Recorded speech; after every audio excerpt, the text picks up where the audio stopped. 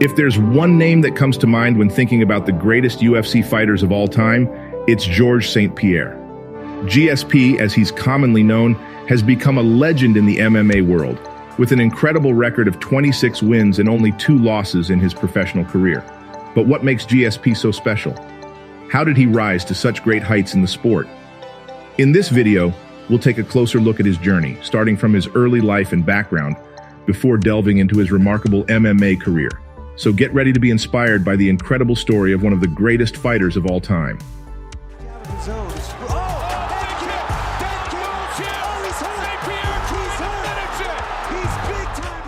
Born on May 19, 1981, in Saint-Isidore, Quebec, Canada, St-Pierre grew up in a bilingual household and spoke both French and English from a young age.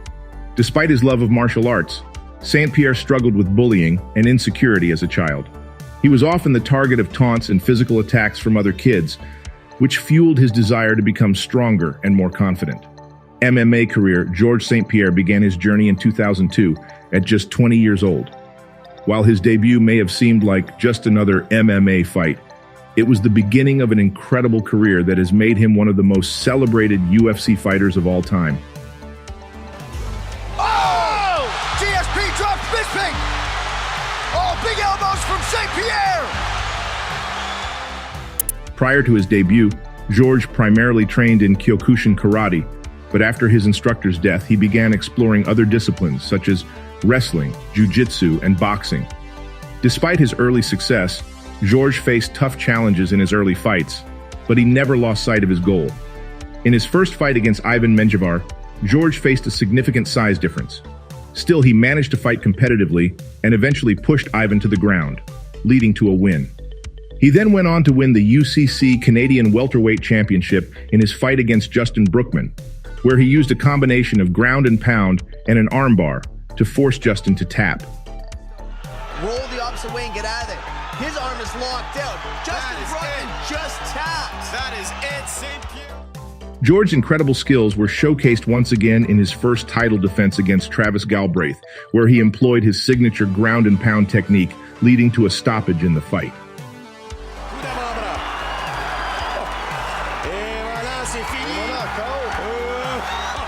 In his fight against Thomas Denny, Georges put on a clinic, displaying exceptional skills both on the ground and on his feet. Eventually, he opened up a cut on Denny's face, leading to the ref stopping the fight.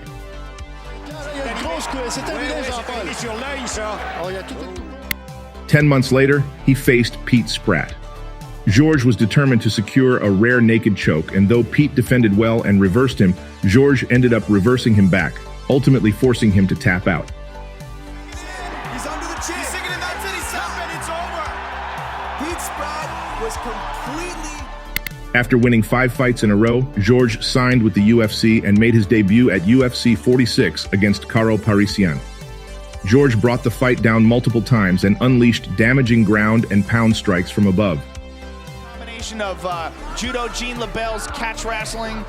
Judo, Jean LaBelle is Though Karo had some close moments, Georges defended well and won by unanimous decision. What a great debut! At UFC 48, Georges faced Jay Hiron and delivered some heavy blows that knocked him down multiple times. St-Pierre connects again! Wow, that good recovery on the button. Forcing the ref to step in and stop the fight. Elbows are raining down, and it's all over! It is all over! Georges St-Pierre wins in the first round! His victory earned Georges a shot at the vacant UFC Welterweight Championship. In his title fight against former champion Matt Hughes at UFC 50, the first round was back and forth, with both fighters having their moments on the feet and ground. Overextends himself? I don't believe that. Early it goes to the mat. In the final seconds of the round, Matt attempted an armbar, and Georges, with only a second left, was forced to tap, handing him his first defeat. And scores some points. Matt Hughes with a submission, and it's all over! It's all over! Matt Hughes with a submission! At UFC 52, Georges faced Jason Mayhem Miller and controlled the entire fight with takedowns, ground and pound, and submission attempts. But you know what? Not on the ground like Mayhem. Mayhem is light years beyond him, on the ground. Earning a unanimous decision victory. Unanimous decision, George Rush St-Pierre. At UFC 54, GSP faced off against Frank Trigg, whom he outstruck and out-wrestled before finishing him with a rear-naked choke. The victory set the stage for a series of epic bouts that showcased GSP's skills and dominance in the octagon. In his fight against Sean Sherk at UFC 56, GSP denied Sean's takedown attempt and picked him apart on his feet. He eventually took Sean down, and a series of punches forced the referee to step in and end the fight. He's in danger of being stopped here. Referee Herb Dean taking a very close look at him. He's covering up. That's it. He stopped it. GSP's battle against BJ Penn at UFC 58 was a back-and-forth affair, with both fighters having their moments. BJ battered GSP's face, but GSP brought the fight down a couple of times and eventually won by split decision. George Rush St-Pierre. At UFC 65, GSP faced off against the champion, Matt Hughes, in a rematch. GSP dominated the fight, outstriking Matt and coming close to finishing him in the first round. Catches the foot. Takes Matt down. He eventually dropped Matt with a head kick in the second round, ending the fight with a ground and pound and becoming the new welterweight champion. Big time hurt. With the elbows, George St-Pierre is the new welterweight champion. Unbelievable. GSP's first title defense against Matt Serra at UFC 69 was a shocker. Despite being the favorite, GSP was rocked early on and eventually lost the fight due to ground and pound. Wow. At UFC 79, GSP faced off against his arch-nemesis Matt Hughes for the third time, this time for the UFC Interim Welterweight Championship. GSP came out victorious, showcasing his superior grappling skills. St-Pierre has only been on his back for a minute in all his... and finishing Hughes with an armbar in the second round. George Rush St-Pierre defeats Matt Hughes again! It was a remarkable performance by GSP and a clear sign of things to come. 2 years later at UFC 83, GSP returned to Montreal, Quebec for his second meeting with the then undisputed welterweight champion, Matt Serra. The bout marked the first ever UFC event in Canada, and the fans were electric. GSP put on a dominant performance, out-wrestling Serra and finishing him with a flurry of knees in the second round. Seconds remains. More knees by GSP. George St-Pierre is the undisputed. Recapturing the UFC welterweight championship for the second time. At UFC 87, GSP faced John Fitch, a formidable wrestler with a 7-fight win streak, but GSP was simply too good, showcasing his striking and wrestling skills to win a unanimous decision. It was a masterclass performance by GSP and a clear indication that he was at the peak of his powers. Next up for GSP was a rematch with UFC lightweight champion BJ Penn at UFC 94. The fight was a one-sided affair, with GSP dominating Penn in every aspect of the game. St-Pierre in full control. However, controversy arose after the fight as Penn accused GSP of greasing with Vaseline between rounds.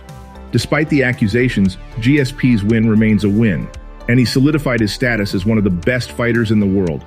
At UFC 111, George fought against Dan Hardy.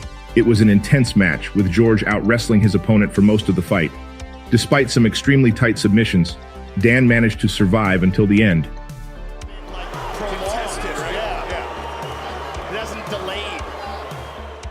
But the victory belonged to George, who won by unanimous decision. Following this triumph, he was invited to be a coach on the 12th season of The Ultimate Fighter, where he mentored 2 fighters who made it to the finals. George's dominance in the ring continued as he faced off against Josh Koscheck at UFC 124. Despite only using jabs, George managed to break Josh's orbital bone, causing his eye to swell up like a balloon. He's got his back. Koscheck trying to get up. The fight was dominated by George, and he won by unanimous decision. UFC Congratulations. In front of a crowd of 55,000 people in Toronto, Ontario, George fought former Strikeforce middleweight champion Jake Shields at UFC 129. It was a lackluster match. But George did just enough to win by unanimous decision.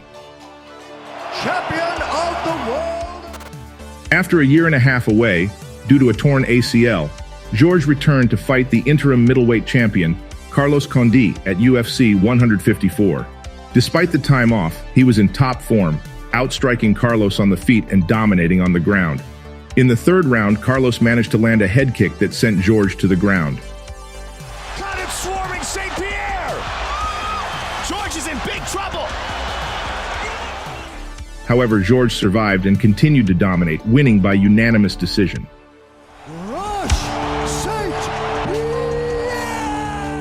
At UFC 158, George faced off against former Strikeforce welterweight champion Nick Diaz.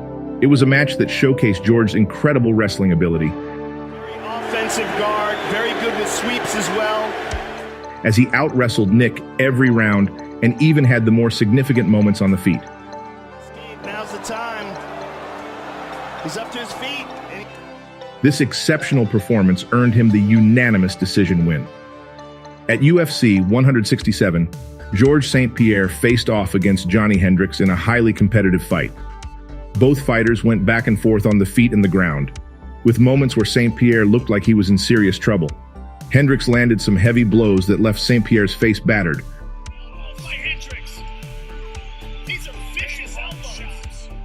But the French-Canadian fighter held his own, and in the end, won the fight by a split decision. Following his win, St-Pierre announced that he would be taking some time away from the sport and eventually vacated his welterweight championship. It felt like the end of an era, but 4 years later, St-Pierre made a triumphant return at UFC 217. This time he moved up to middleweight to fight Michael Bisping for the 185-pound championship. Despite a long layoff, St-Pierre looked sharp in the early rounds, landing the better shots and bringing the fight to the ground. However, Bisping began to gain momentum as the fight went on, and with St-Pierre's face badly bruised, it seemed like the end was near. But then, in a stunning turn of events, St-Pierre connected with a left hand that dropped Bisping to the canvas. After some ground and pound, he locked in a rare naked choke that put Bisping to sleep, making St-Pierre the new UFC middleweight champion and the fourth fighter in UFC history to win belts in 2 divisions. Despite his remarkable comeback, St-Pierre vacated the belt just 34 days later due to health issues, and none of the possible matchups materialized. In 2019, he announced his retirement from MMA, and in 2020, he was inducted into the UFC Hall of Fame. George St-Pierre's legacy in the UFC is unparalleled. With a disciplined approach to training and a relentless work ethic, he dominated the sport for over a decade. He was a 2-time UFC welterweight champion, the UFC interim world trade champion, and the UFC middleweight champion. His technical skills, athleticism, and ability to adapt to any situation made him a force to be reckoned with in the octagon. And perhaps most importantly, he represented the UFC with class and professionalism, earning the respect and admiration of fans and fighters alike. If you like this video, be sure to leave a like and subscribe to the channel for more MMA content. Spinning for that armbar, and George counters.